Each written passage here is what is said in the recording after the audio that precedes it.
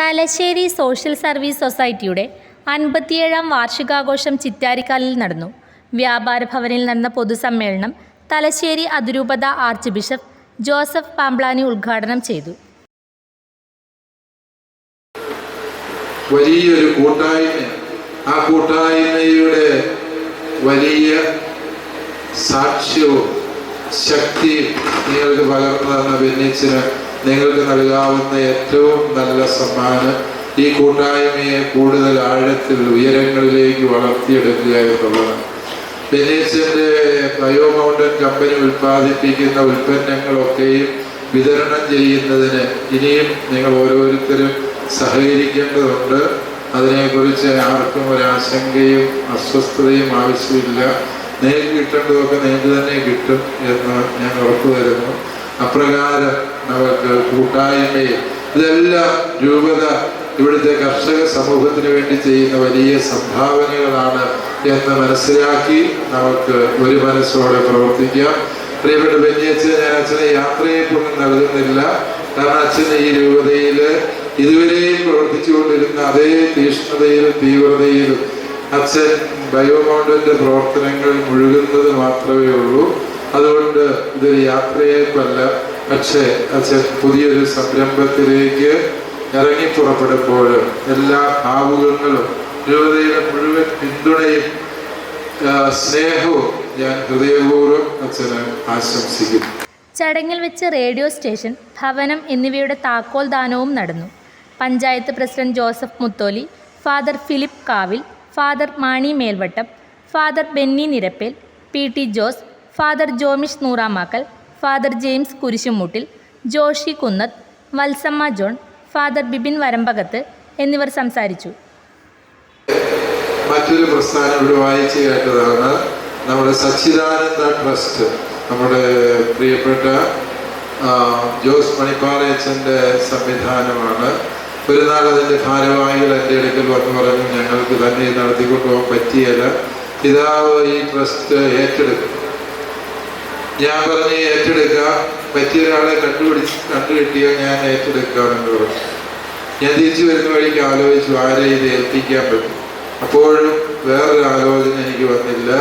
അത് ബെന്നിയച്ഛൻ്റെ കരങ്ങളിൽ ഏൽപ്പിച്ചു. ബെന്നിയച്ഛൻ അതിനെ ഏറ്റവും സുന്ദരമാക്കി വളർത്തിയെടുത്തു.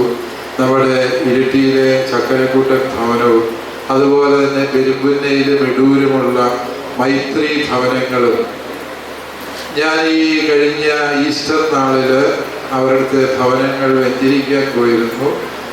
അന്ന് ഏറ്റെടുത്തപ്പോൾ കണ്ടതും ഇന്നത്തേതും കണ്ടാൽ നമുക്കൊരിക്കലും തിരിച്ചറിയാൻ പറ്റാത്തത് വ്യത്യസ്തമാണ്.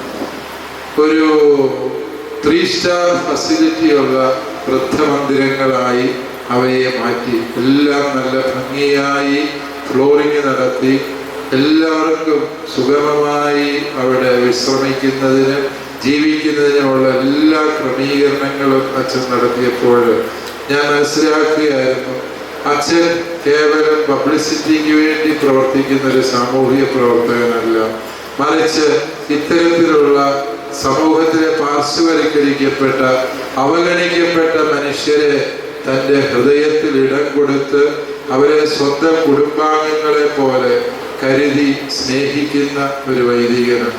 പൗരോഹിത്യത്തിൽ നിന്ന് ക്രിസ്തു പ്രതീക്ഷിക്കുന്ന ജീവകാരുണ്യത്തിൻ്റെ യഥാർത്ഥ മുഖം പ്രിയപ്പെട്ട ബെന്നിയച്ഛനിലുണ്ട് എന്നുള്ളതാണ് അദ്ദേഹത്തെ മറ്റെല്ലാവരിൽ നിന്നും വ്യതിരിക്തനാക്കുന്നത് എന്നവർക്കറിയാം.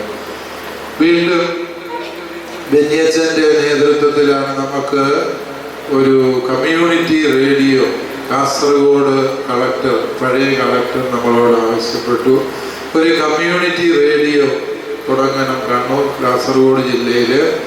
അതിന് പൈസ ഒന്നും സർക്കാരിൻ്റെ കയ്യിലില്ല, നിങ്ങൾ തന്നെ പൈസ ഉണ്ടാക്കണം. പക്ഷേ കേന്ദ്ര സർക്കാരിൽ നിന്ന് അനുവാദം ഞങ്ങൾ വാങ്ങിത്തരും.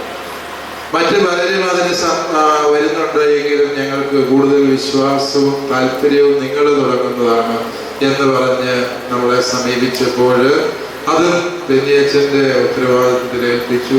ബെന്നിയച്ഛൻ ചരിത്രം തിരുത്തിക്കൊണ്ട് കാസർഗോഡ് ജില്ലയിൽ ആദ്യത്തെ കമ്മ്യൂണിറ്റി റേഡിയോ സ്ഥാപിച്ചു എന്നുള്ളത് മറ്റാർക്കും തകർക്കാനാവാത്ത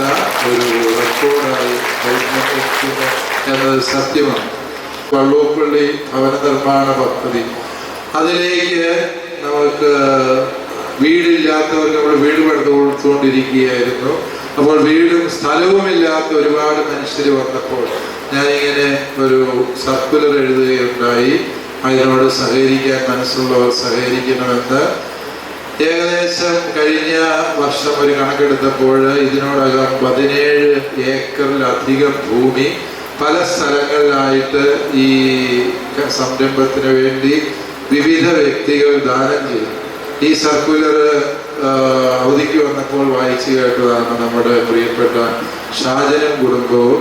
ഞാൻ ഫീനിക്സ് പള്ളിയിൽ ചെന്നപ്പോൾ ഷാജൻ അവിടുന്ന് എന്നോട് പറയുകയുണ്ടായി, എനിക്കും അവിടെ 1 ഏക്കർ ഭൂമിയുണ്ട്, ഞാനത് ഈ ഒരു കാര്യത്തിന് വേണ്ടി ദാനം ചെയ്യാൻ തയ്യാറാണ് എന്ന് പറഞ്ഞു. അദ്ദേഹത്തിൻ്റെ ആ നല്ല മനസ്സ് നന്ദിയോടെ ഓർക്കുന്നു.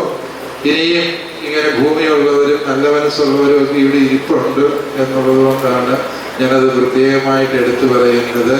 ഇതൊന്നും നമുക്ക് ഒരുപാട് ആവശ്യമുള്ള കാര്യമൊന്നുമല്ല. ഈ ഭൂമി ഉള്ള പിള്ളേരൊക്കെ കാനഡയ്ക്ക് ഓസ്ട്രേലിയയ്ക്ക് കയറിപ്പോയപ്പോൾ കാട്ടുകോഴിക്കും കുറുക്കനും മാത്രമേ നിങ്ങളുടെ ഭൂമിയൊക്കെ ഉപയോഗപ്പെടുന്നു.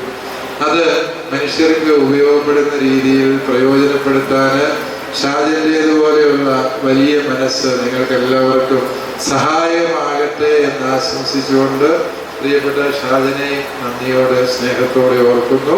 എല്ലാവർക്കും ദൈവാനുഗ്രഹങ്ങൾ നേരുന്നു. TSSന് 57ാം വാർഷികാഘോഷത്തിൻ്റെ പൊതുസമ്മേളനം നിങ്ങളെല്ലാവരുടെയും അനുവാദത്തോടെ ഉദ്ഘാടനം ചെയ്തതായി അറിയിക്കുകയും